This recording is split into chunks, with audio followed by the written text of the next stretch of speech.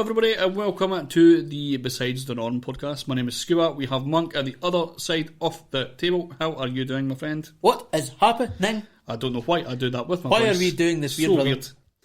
weird. We have a great podcast today. And this is the first time we've been able to actually mention that it's actually Science Month. Yes, because we had no idea in the past. We pre-recorded 3 science podcasts, and then after that we were like, that's 3 in a row. We could do a month, probably, if we get somebody else. And we do have a somebody else. Yes. How are you doing, Sam? I'm alright, all the better for seeing, all the better, well, I'm not seeing you, all the better for hearing you in this audio-visual medium. Whatever. Yeah, I'm good. How are you, boy? We are fantastic. How do you feel about being our somebody else? It feels wonderful. It's very upsetting to, be playing fourth fiddle, but at least I've made the orchestra. And that's how I'm looking at it. So, always. I mean, technically you were 5th. We booked him first, he's just later. Thanks, pal. just to dampen the mood a little bit more. So, crikey. Would you like to intro yourself for our listeners? If you even want to still do this. Yeah, you're like, fuck you guys, I'm off. Look, I've just disconnected. No, of course I can. I'm Sam, and I'm an evolutionary biologist who studies how skulls and jaws have evolved over the last 350 million years. Damn, that's a long time. Quite a while. It's a long time. It's a very long time. It's longer than lockdown, contrary to popular belief. Yes. Longer than lockdown. So, first things first. Why are you lying to the world and pretending that evolution is real? Okay, so when I was a little boy, I had the opportunity to go on holiday to California, and while I was there, I was inducted into the harem of George Soros and Bill Gates, and they said to me, they said to me that I could never see my family again unless I perpetuated the lies that they've been peddling in the media. And so, as a lonely young boy with very few friends, I thought, well, all I've got is my mum and pa, and I might as well just commit to this. And since then, I've been shilling out for the Soros Foundation. Nice. Perfect. Awesome. So actually, is that too political? Is that too problematic? Not for us. Not for us. That's perfect for our podcast. Absolutely brilliant. Cool. I mean, if it's real. Yeah, it's real, obviously. Yeah. I mean, I'd never lie. Bill Gates has chipped 4 million people in the UK already. And he's like in the middle of it right now, just like chipping away. It's chipping away. 9, last I heard. Is it 9 million? 9 million. Oh, dude. damn. Yeah. Jesus. Because they're out on the streets at this point. I mean, that's more than 1 in 10 people. If you want to chip people, of course you get the old people who are in homes first, because they're never inside. Yeah. They're always just gallivanting. But it's a lot of sex happens. It's a good test drive as well, really. Because if your chip malfunctions and you lose a few of them along the way, no one's going to question it. Oh, that's just COVID, isn't it? Whereas if it's a young person gallivanting about, has an accident, they go, could be Billy G. That's a good point. He's made a valid point. This is why we interview scientists, because they make fantastic contributions to serious topics like this. Yeah. Awesome. Well, yeah. Second question. If we evolved from monkeys, why are there still monkeys? Oh, fuck you. Reasons. Yeah. There. Yeah. Not offensive. That'll be all right. There you go. Perfect. So, which university? So it's I'm going to be honest. It's really raining outside, and it's putting me off because it's banging off the wall, and our house is made of fucking polystyrene. So you can feel every bit of rain, and it's really thrown me off. You went to university. Which university did you go to? First university I went to was Imperial College London in London, and now I'm at University of Cambridge. Okay, and you're still there. I'm still there. Yeah. So you just say that. Right. Are you a student or a researcher? So I'm a postgraduate researcher, which means I've done my undergrad, and now I am doing research, but I'm not a doctor. But one day in many years' time, I I might be. So you could be Dr. Sam. We'll see what happens. I could be Dr. Sam. We'll get you back which for an is update. Sad because there's an update even. Yeah. Science month next year. You'll be like, it's Dr. Sam. Oh, well, Science month in 4 years. It's Dr. Sam. Oh, is it 4 years until you get the doctorate? Yeah. So I'm doing an MPhil, which is like a year before a PhD, and then hopefully I'll do a PhD after. But we'll see what happens there, because there's only so much evolution to discover, and if someone else has finished it by then it's all over, innit? That's what I was going to ask. Like, how long you actually study to do that? Because like there is only a certain amount you could learn. The thing is, you've got 350 million years of stuff to study if you study bony animals like me. And I think there's plenty to go around for the minute, which is useful, especially because the thing I actually study is it's a very new system to be studying it. So I study evolution in these fish called cichlids, and which are a group of fish in Africa, and there's about 6,000 maybe, or 3,000. We're not entirely sure exactly how many of these there are, but the benefit is they're all really closely related, but they're all really morphologically, their bodies are really different from each other. And so this is a subfield that's only recently really opened up. So there's a lot to study, thankfully, because I would like to get a PhD and have a job one day. And there's not many jobs, but when there's 2,500 to 6,000 of these fish to study, hopefully there's at least one there for me. The point I was trying to make before was that you sort of learn the theory behind everything that you're doing, to get your PhD, and then afterwards is the sort of more interesting part, I would say, because you get to do study and then you get to find out new shit as you keep going along. Yeah, but doing a PhD, you're already finding out the new stuff, because because it's all research based. You basically you put forward a problem, you propose a problem that you want to address, and then you address it in a way that no one else has tried yet. And then after 3 years, you publish whatever you found, and then if you've done a good enough job, then they'll say, "Cool, now you're a doctor, and you can go out into the world and try and keep doing that for more money," because PhD students don't get paid very much, which is. Yeah, well, you get to 28. That's news to me right away, because I've high school learning from this guy, unfortunately. So yeah, that's pretty much what happened there. There you go. Yeah, it's kind of a weird thought to think that you're doing exactly the same job as a PhD student and as a fully qualified doctor of evolutionary biology, and it's just a case of getting paid more. Exactly. Mm-hmm. Yeah. Well, I guess their argument is, you're not qualified yet. But the other thing is that you could be doing the exact same job as a researcher in a university as you'd be doing in industry, and you get paid a fraction of the money. It's balmy. Academics, they get paid nothing. When considering that they're not qualified till they're 28, probably in most cases 27, 28, 29, they finally become a doctor, and your salary caps out quite quickly. It's not necessarily a good financial decision to move into academia, but as you're saying, it's exactly the same job potentially as a PhD student compared to being a proper researcher. And that's why there's so many shells, because they're not paid enough to do the proper jobs. Exactly. So you've got to take the money from George Soros in order to produce all those genetically modified organisms and mess around with the fabric of reality and evolution, because it's the only thing that pays. Yeah. So how many different... I don't know how to ask this, because it might be the wrong words I'm using, but how many different fields of evolutionary biology are there? How do you choose to study a specific type of fish? Crikey. So I think really what it comes down to is how many ways are there to address the problem of evolution. Right.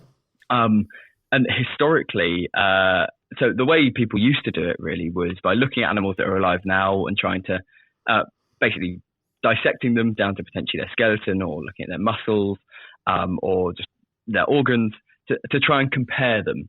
And this is called comparative anatomy, and it was really popular in the 17th century, 18th century, early 19th century. Because, if you look at two animals, for example, and they have similar teeth, well, you can maybe assume they're related to each other, or at the very least, they do a similar thing. But that slowly eventually went out of favor because we realized, well, like, all right, bats and birds both have wings, but they're not related to each other. Bats are mammals, birds are birds. So people then, at the same time, were sort of looking at paleontology, and this is similarly like that comparative anatomy thing. Like, you find bones, and you compare the bones and try and piece together like the puzzle of life from that.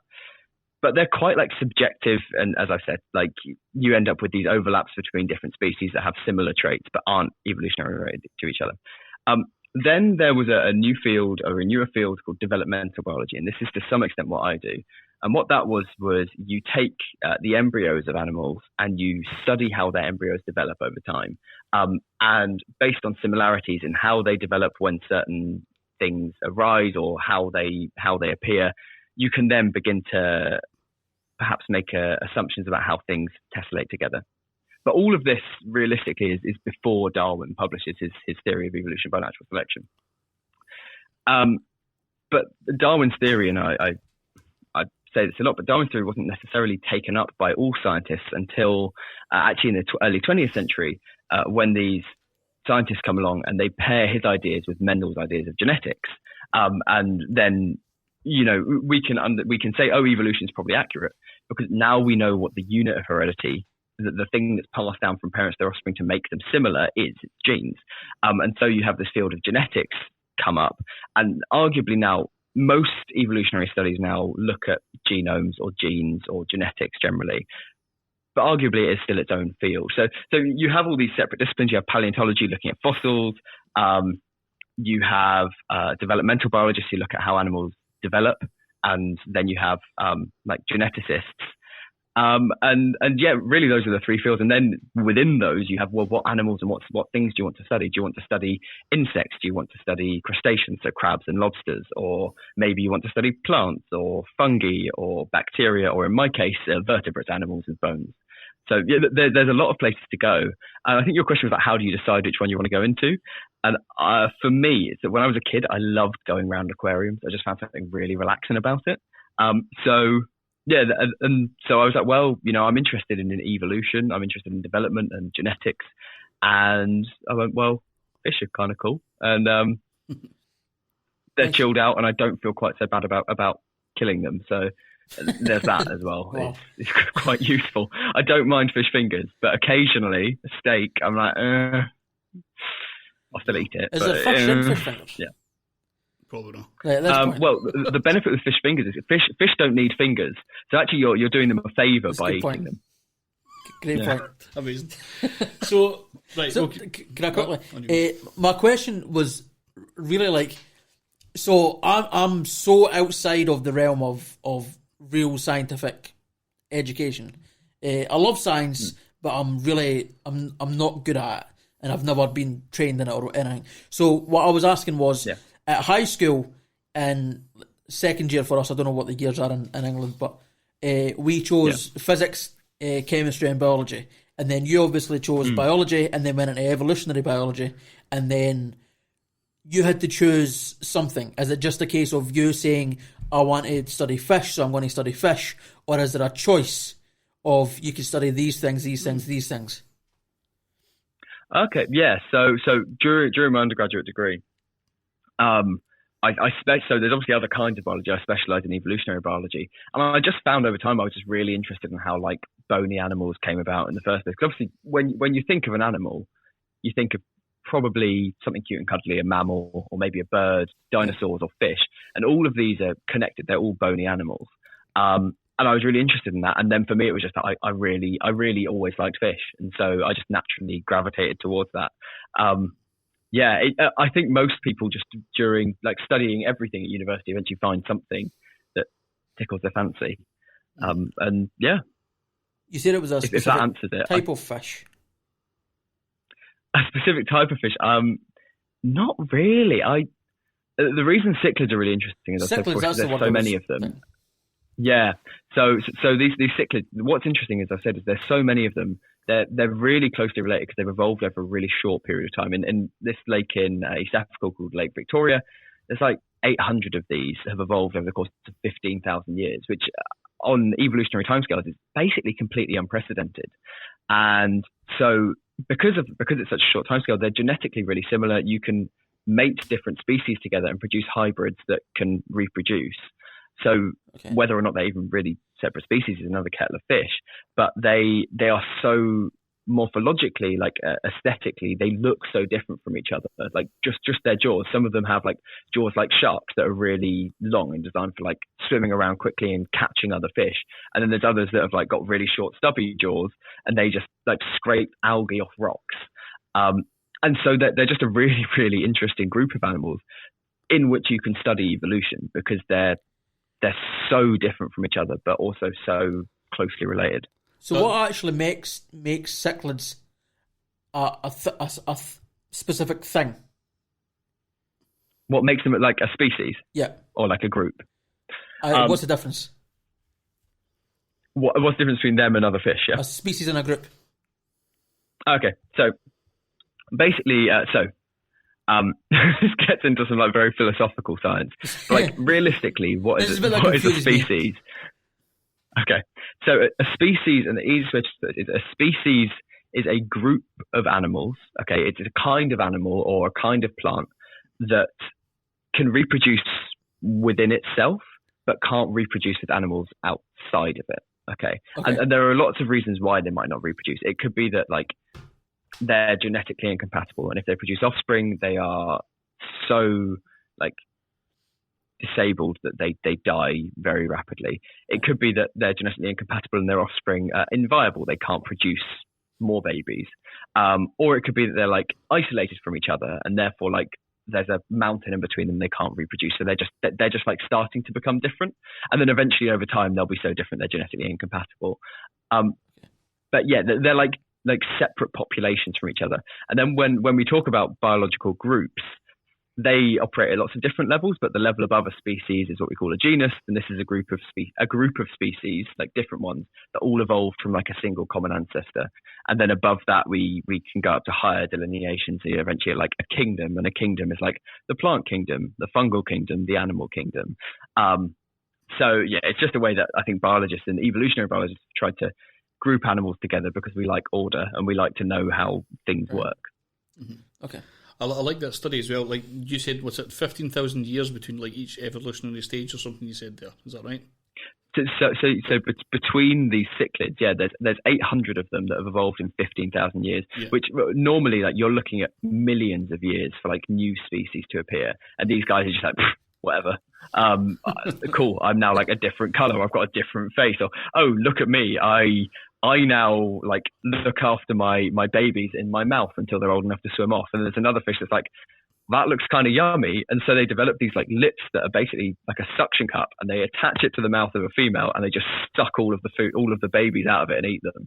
Jesus. It's like, it's mad. It's absolutely savage. But these animals, and we don't know why cichlids evolve so quickly, but for some reason they do.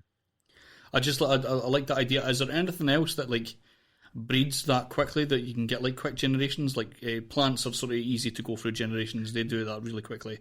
Is there any other like animals or fish like that? So obviously with cichlids, it's not so much a matter of like breeding quickly, but it's like maybe there's something in their genome that just like makes them mutate faster. Right. With regards to like animals that like, or things that evolve really quickly, the most obvious examples would be bacteria and viruses, because they reproduce so quickly. So bacteria reproduce really, really quickly, which gives them the opportunity, every time they reproduce their DNA, they might introduce a mutation. And if that mutation's a good one, then that new strain that's mutated will start to perform better, and then it becomes like the dominant one. With viruses, similarly, they reproduce really, really quickly, but because of the way they reproduce, they like purposefully produce mutations. So, like most animals sort of try to avoid them because the vast majority of mutations are bad. They're what we call deleterious. They like will produce disabilities, or they'll reduce your quality of life, or rather than your quality of life, your ability to reproduce. But in viruses, they're like, well, no, we want to mutate, because they're essentially just like single strands of DNA or RNA, which are both like ways of carrying genes and genetic information.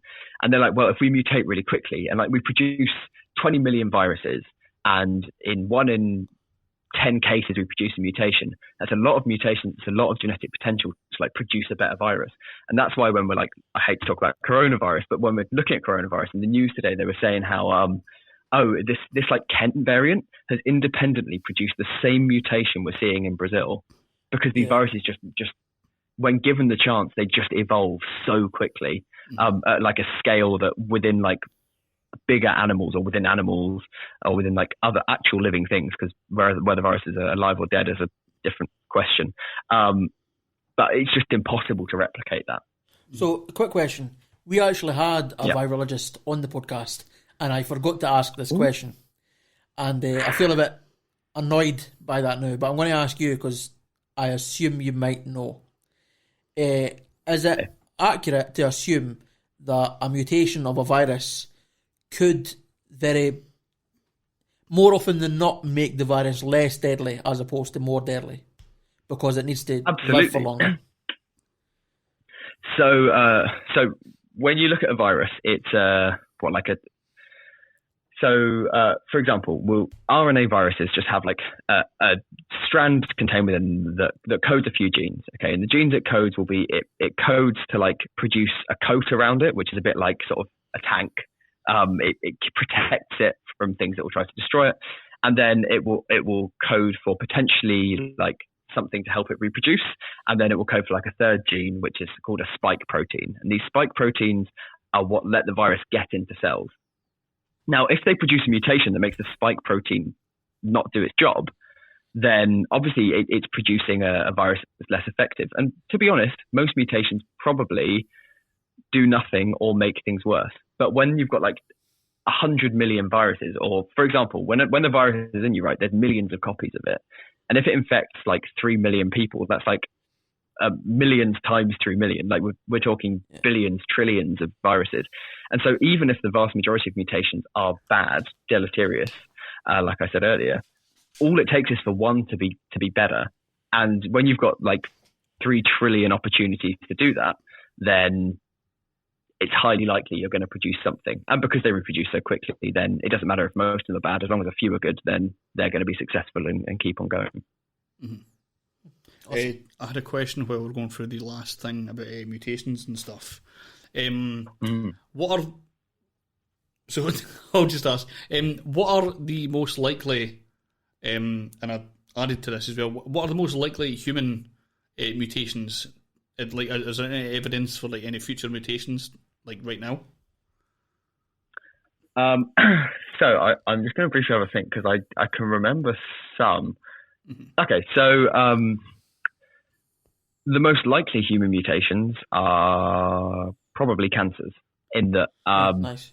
So when you, it's horrible, but essentially what a cancer is so cells normally reproduce and then die eventually, and this is really tightly regulated to make sure that your body basically stays in the shape it should be, functions in the way it should, but and it's regulated by genes generally. But when those regulatory genes get mutated, then they stop working quite so well. And so your cells can reproduce too quickly. They can just say, no, I'm not going to die. Or they can reproduce in like weird ways they shouldn't. And those are some of the ways that cancers form. And those are, I guess, the most obvious and probably the most common mutations we'll encounter in our lives, because I can't name anyone who doesn't know someone who's had cancer at some point. With regards to like evolutionary mutations, it's probably that actually I don't know if it's necessarily a mutation, but the thing is probably over time, people will likely get more attractive, right? Because at the end of the day, the way evolution works is you produce a mutation, and then if that makes you have more kids, then that's a successful mutation, and then your kids will have more kids and their kids will have more kids. And so the gene or the mutation starts to spread through the population. And so the easiest kind of mutation to spread is anything tied to sexual selection. Mm-hmm. Anything that makes someone who wants to breed with you more attracted to you, and therefore you more likely to have more children, is probably going to be the fastest kind of mutation to spread. I think so perhaps I don't know what you guys are into, but perhaps you like ladies with red hair, or maybe you like I don't know. We won't necessarily get into this. I don't know if this is going on the iTunes explicit list or not. But whatever it is, then if that common like is shared across the population, then over time it's likely that it will become more common because and if it's caused by mutation, then that mutation becomes more common. I was going to suggest the mutation has already kind of started happening. If you look at anybody from the 80s, 90s, and anybody now, they look fucking horrific. Is that just more affordable cosmetic surgery, though? No. If you look at some of the people... They were just minging. They were just minging in the 80s. It was just... As a style thing. Because I think brains have got better. If you think like everybody in the 80s had a big, huge mental moustache and mullet they all looked and silly perms and that. Everybody that was 12-year-old looked 43. It was horrible. So that's a mutation already started, and you must be correct on that. That's proof of evolution. Yeah.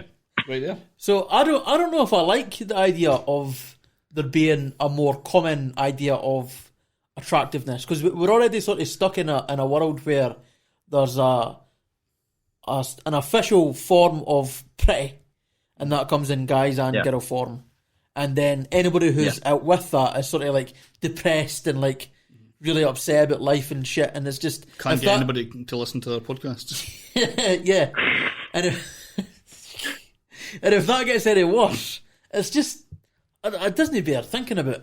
I'm quite happy about being the ugly guy now. Do you think it'll get like more like symmetry based, like a more symmetrical face will become the more? You need that. That's because I look like I've had a stroke a lot of the time, so I need more symmetry. There's a weird thing that I think I can't remember where it was a few years ago, but as people get more symmetrical, right, they get more attractive. But past a certain point, symmetry starts to like get a bit weird. So if people are too symmetrical, most people find it a little bit creepy. Actually, yes, like most people, like one of their eyes. Sorry. But like one of their eyes is normally like a little bit lower than the other. You know, I can't see you at the minute, but I'm sure you look lovely. No. Okay, I'm not sure, but I hope that one day you can feel you do. The thing about people becoming more attractive is I think there's like a cultural element as well. Like obviously, like in the 16th century, being overweight was seen as being attractive because it indicated you were wealthy. Now that's not necessarily something genetically selected for, but like perhaps in, I don't know, Ireland, they find people with red hair really attractive. Or like that, maybe like, and because of that, within certain like subpopulations, it's not the best way to say it, but within like certain cultural groups, certain genes might become more frequent because that's what like society teaches you is attractive, as well as it being genuinely attractive. Because there are some genetic things that are like, oh, this trait makes you more fertile, like you are more likely to have children and produce lots of children as a female. And therefore, whatever's tied to that, like a marker of fertility, males tend to be more attracted to. But I think a lot of other stuff is more cultural. But yeah, I think in the long term, people will, I guess, get more attractive. But whether that's because we have more access to, like fixing dental issues, like using braces or therapies for like physical conditions or whatever else. I think there's like a cultural element tied into the actual like evolution, because evolution happens over a really, really long period of time. Yeah. So in an ideal world, it's going to be basically more goths in future. Goth is my chosen more type. Goths. Is that your type? Yeah. Are you the chap who's been harassing all of my goth friends online? Yes. Yes. Okay. What was I going to ask? Sorry, you had a question and I jumped in twice. Oh no, I've totally lost. And I'm sorry. This is meant to be a serious podcast, Stephen. Is it? We've got a qualified biologist here, and we're talking about goths. We already had a virologist on, and I used this platform to ask if the effects of COVID-19 could help with stopping smoking. So okay. I'm not here for seriousness. So what was the answer? What was the answer to that? Well, he doesn't. Well, it already has. Well, it has actually stopped me smoking. The taste and smell thing that I got, because we had COVID for a little while, has caused me to just hate the taste of cigarettes. And I even had a bit of a terrible moment when I decided to go and buy cigarettes because I was like I'm in dire need. I want to try this again, and it was horrific. And I gave it away. I gave them away. And you just completely jacked it in. Just completely jacked it in since October. Wow. Yeah. That's, to be fair. I was going to say maybe everyone should get COVID, but as we were talking about evolution earlier, we probably shouldn't because it gives the virus a chance to mutate. But if you want to quit smoking, go outside, lick a few old people, just see what happens. That's not official George Soros advice, by the way. Well, I feel like George Soros would say that definitely. Be like, lick a door handle, people, enjoy. We were annoyed because we make daft YouTube videos of like tasting like weird. We used to get like Japanese sweeties and like vegan stuff and just try them and see if it's better or whatever. And I stupidly we got something that I didn't like the sound of. I think it was a lemon crisp, like a crisp. It was sour plum chips. Yeah, crisps. Yeah. Wow. Sour plum crisps. Yeah. Weird. And I stupidly made a joke saying I could do with some COVID so that I don't taste this. And then I got COVID like weeks later. 4 weeks later or something. So, karma, ladies and gentlemen. Wow. But did you try the sour plum sweets after COVID? They were shit. They were shit. Oh, no, not after COVID. Not after COVID, no. Before, sorry. We should have kept some. To be fair, we didn't know we were going to have COVID. I don't know. That was part of the video as well. Yeah. Aye.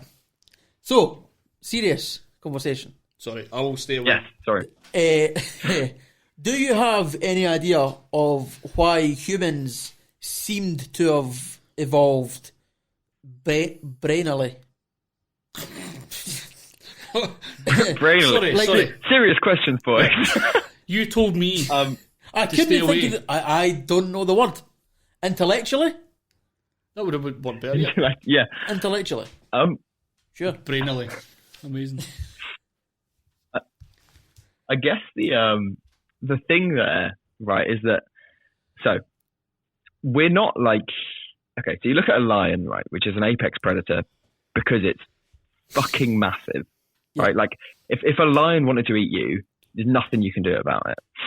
But what separates us from animals, because other animals can use tools, but what gave us an evolutionary advantage was our capacity to produce tools, our ability to cook meat, which means that you're less likely to get sick from eating it, and to like make spears and to communicate and work as a team in order to hunt bigger prey. And because of that, you see in like really early hominins, which is the like group that all humans belong to, hominids, whichever. In really early humans, you see this like expansion in the size of the brain cavity, and therefore we can assume their brains get bigger. And I guess that absolutely just comes down to the fact that we managed to get around the fact that we're not that big, we're not that capable of like taking a beating. Like when you look at humans, we're fairly frail compared to like a bear. But what separated us was our tool use. And then as time's gone on, the other thing that's made like increased our survival hugely from like, you look at cavemen, I guess the oldest they got was like 40 years old, because normally you die of like cancer or an infection or something. Whereas we've then, obviously we got to a point where we could develop medicines and we could start to help people who were unwell. And so they continue living for longer, and therefore they continue breeding for longer up to a certain point, which is obviously, I guess, the menopause. But because of that, things that help and improve survival before the menopause are going to increase your fitness, going to increase the number of children you have, and therefore they're going to be selected for. And one of those things is intelligence. Yeah. So, yeah. So do you think that because we've spent so long like fixing, but like treating ailments, is that going to affect evolution in a good way, or do you think it's going to hurt it when it comes to us evolving? It's a really difficult question because it has a tendency to lean into like fascistic tendencies. And that's exactly obviously what like the Nazis and a lot of the eugenicists from the early 20th century were saying. They were saying like, well, now we're letting these people survive and helping them survive. Well, we're going to become stupid and we're going to become weak. And there's very little evidence that that's actually the case. that's what they believed. I think that what it comes down to is it's not that we've escaped from evolution, because selection still exists sexually and it still exists in, I guess, for perhaps intelligence, because people with more money are more likely to whatever. Yeah. But I think that we've almost sidestepped it, and rather than it being evolution, it's now like we've developed all these treatments, right? That basically mean evolution is not necessarily a problem. And we've developed ways to produce renewable energy and find a workaround for the problems of evolution. So I don't think it's a problem, and I don't think it's going to really reduce our evolutionary potential, because evolution will carry on happening in the background. And if something is so awfully catastrophic that it reduces your fitness to zero, then it doesn't continue spreading throughout the population. So yeah, I think, and it's easy to make the argument that, we're making the society and population weaker, but we've got to a point where that doesn't matter, because even if that was true, it doesn't matter, because we can support people, and therefore we probably should. Well, I was thinking, and again, based on nothing, that because we were already fixing a lot of things, I would give evolution a chance to evolve in other ways. Yeah. That wouldn't have happened if we had been fixing things, Absolutely. So rather than selecting for just raw, resistance to getting sick, or your ability to run for longer from a predator, we're now at a point where evolution, or at least historically, we've been at a point where evolution is probably selecting more for intelligence and our ability to solve problems and compassion, right? So actually, there's a really interesting hypothesis called the grandmother hypothesis. Okay, and essentially this is a theory that states that women or men who look after their children's children, their genes will spread more throughout society. The reason for this being that if you look after your grandchildren, they're more likely to survive. And so there has probably been selection for compassion and being caring and looking after people who are related to you or not related to you, but are part of your community. Yeah. So you're right. I think there has been the opportunity within the scope of evolution to select for things that build a more cohesive society, because what makes us successful as a species is our ability to work together and to form functional groups where different people specialize in different things. Well, going back to the attraction thing briefly, we've already seen sort of a cultural shift where nerds are no longer bullied as much. They're the hot people. It's hot to be a nerd now. You see it with the Big Bang Theory and stuff. You say that, but that's because people on the Big Bang Theory aren't nerds. They're Hollywood actors with a lot of money. Similarly, the whole nerd culture, right, has been appropriated. Who would have thought this would happen by the cool people who do nerdy in a really funky, attractive way, rather than when I was little, or I guess when you guys were little, when I was the nerd. I was the one with awful glasses and the awful haircut, and you didn't have quite as good a time as all of these cool TikTokers with their glasses with no lenses in them seem to be having right now. That's fair. But then you have people like Elon Musk and a lot of these startup company guys who are in tech companies and they know about programming and stuff like that, and they seem to be cool, even if they're a bit more introverted than I would come across in some Instagram posts. Yeah, but he can afford hair replacement. I think that's really the difference in it. If Elon Musk looked like he looked at 25 now, I don't think he'd be doing quite as well. He wouldn't be with Grimes, with his child with a funny name. I think there's a lot of merit in being very wealthy. I think that's the most beneficial thing you can be these days. It's a weird guy, Elon. So have you calmed down now, Stephen? I have, yes. I had to take a break there because I was laughing at the word brainily that you made up. Childish man. That's what we do on this podcast. I mean, it is a serious podcast. We are doing Science Month after all. We are talking to scientists, hopefully once a week. We don't know yet because this is the fourth we've done. But this is sometimes what we you've already done that. At least once a week. And yes. So have you got any more questions? I don't right now, no. Right, okay. Do you have anything else you would like to bring up?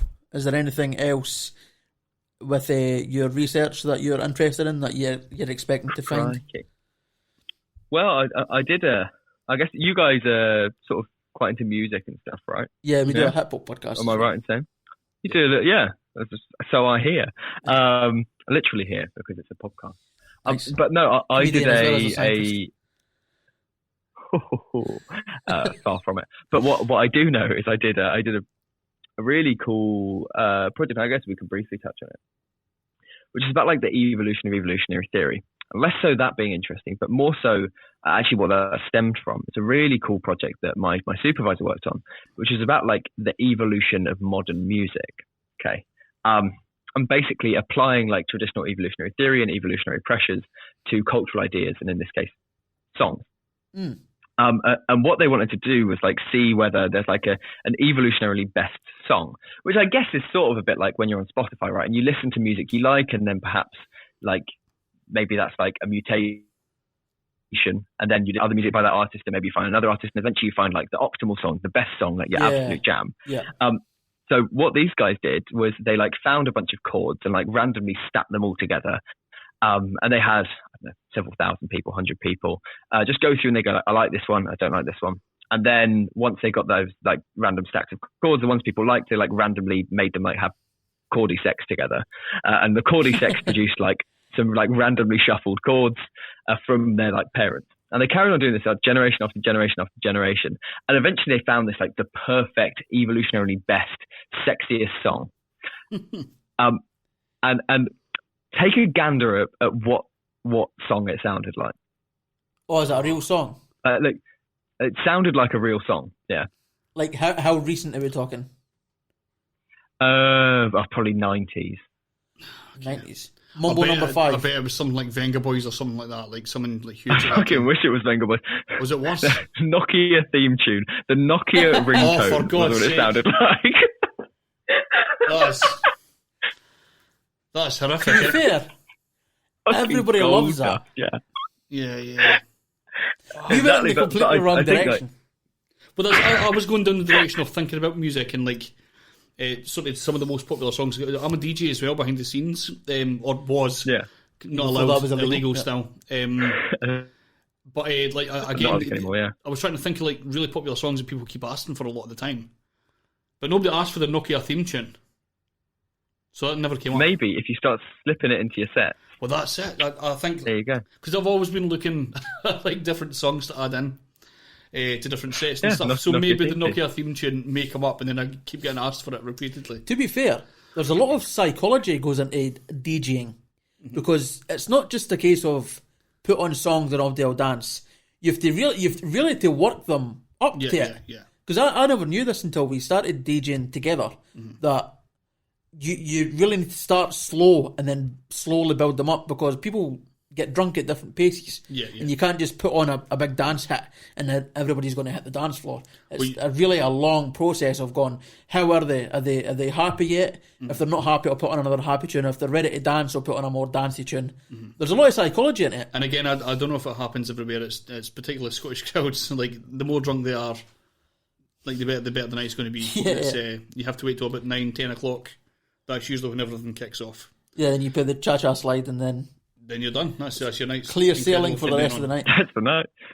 But if you build up and you get to like the perfect drop and just slip in the Nokia theme tune for 10 seconds, kill the mood, and then you can reset. Yeah, I've seen a bunch of DJs doing that. Like they'll put on like a heavy drop tune, and then at the end they'll like shift it to like It's Raining Men or something like that. It's great. It's great to watch. Classic shit. People when they're a little bit drunk, love all that shit. The stuff that they would hate when it first came out, but now it's been out a decade. That's my jam. Yeah. So let's move on. It's also great because you can apply evolutionary theory to. I don't know if you've seen these. I'm assuming you have. To like games like Super Mario and stuff. Have you seen these like machine learning? Yes. Evolutionary things. They're great. Yeah. Is this very similar to what you do as well? So it's not, but that project, I guess, because it's software based, isn't it, rather than. Yeah, but that's the interesting thing, right? So when you look at machine learning, and there's a lot of machine learning people who, well, I don't know, if people who do machine learning listen to your podcast say, no, he's an idiot. But there's a point to it, like machine learning, basically you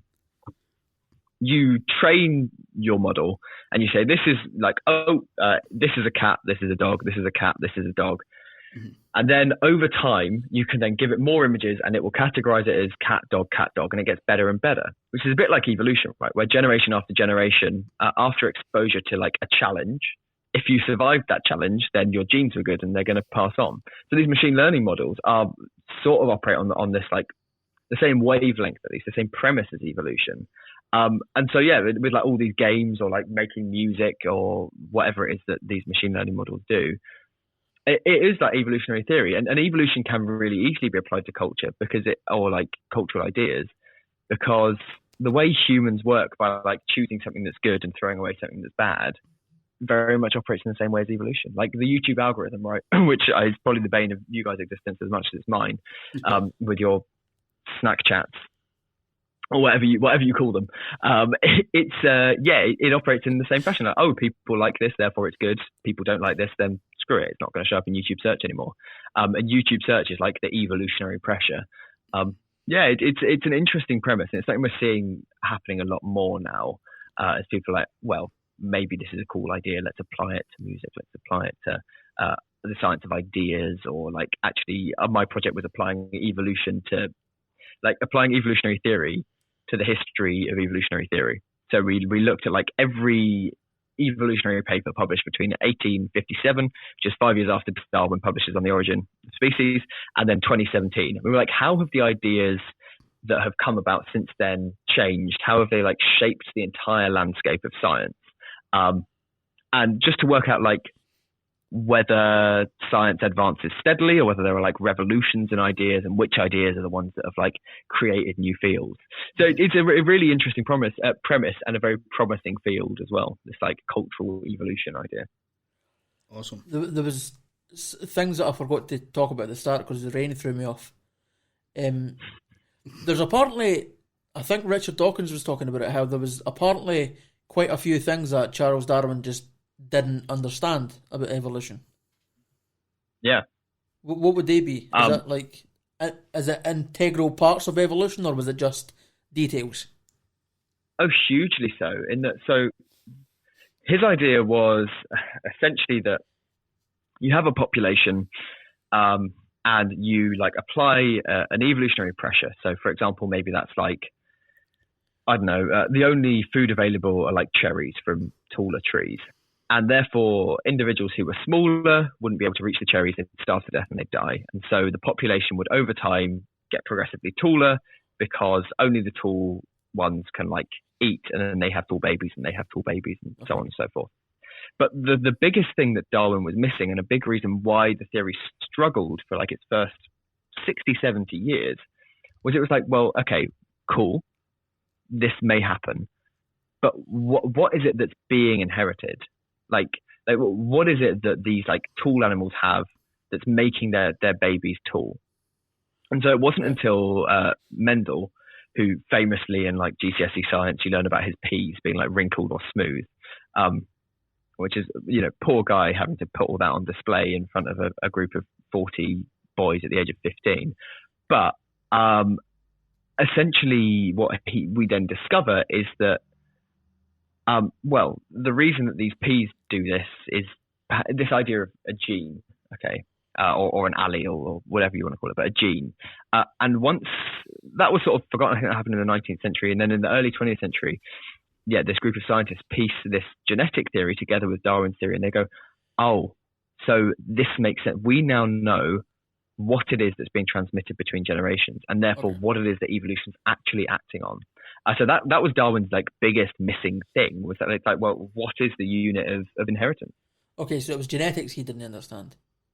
Basically, yeah, because genetics no one knew what genetics were at the time. There were a few, like, which is why there were other theories of evolution, which like for a good 40 years after Darwin publishes, 50 years after Darwin publishes, are being like equally spoken about. So there's this idea of Lamarckism, which is that an animal like a giraffe, the giraffe got tall because a long time ago it was a donkey, and the donkey had to stretch its neck for some like fruit in a tree, and because it stretched its neck got longer.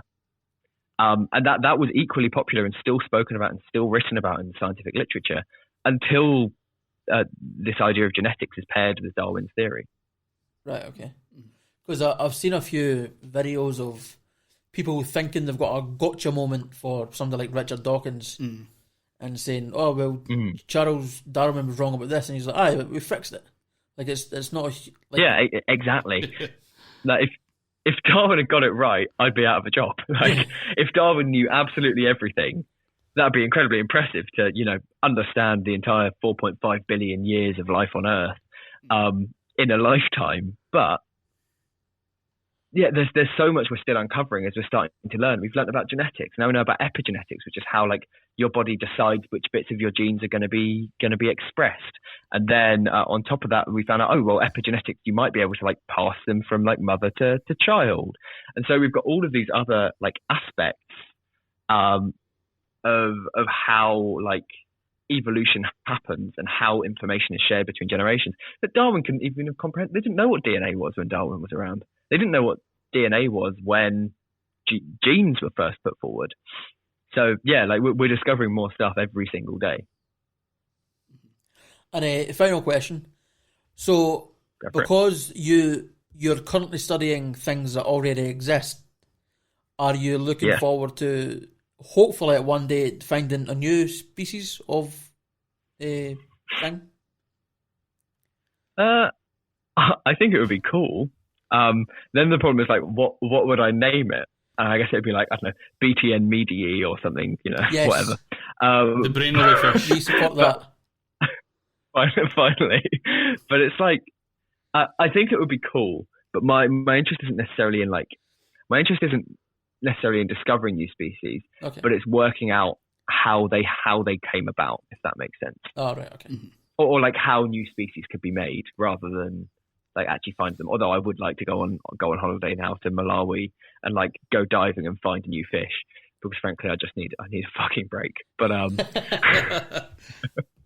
what I love is that you seem to, I don't know if this is the full reason, but from what you've said earlier in the podcast, you seem to choose this because it was quicker at evolving. And I think that's always annoyed me about evolution, is that there's never a point, there's never a specific point. Dawkins, the only biologist I know is Dawkins. So Dawkins explained that... Not a bad one to know, yeah. There's a point where a human is old and a point where they're young, but no one ever defines the exact point where somebody becomes old. You just become old, and that's sort of like evolution. There was never a first human. It was just sort of, there was pre-humans and then there was humans, and that's just the way it goes. And that's always annoyed me, that there's never that line. And it seems that maybe that annoys you as well, and that's why you've chosen somebody that evolves quicker. It's a hard one. This is the thing, when you ask me about what is a species, it's at what specific moment in time does something go from being ape to human, or whatever, old human to human? Because there isn't that line, because we know that we all have Neanderthal DNA. Some of us more than others, based on where you're from in the world. Europeans have a lot more, because that's where the Neanderthals were. All right, okay.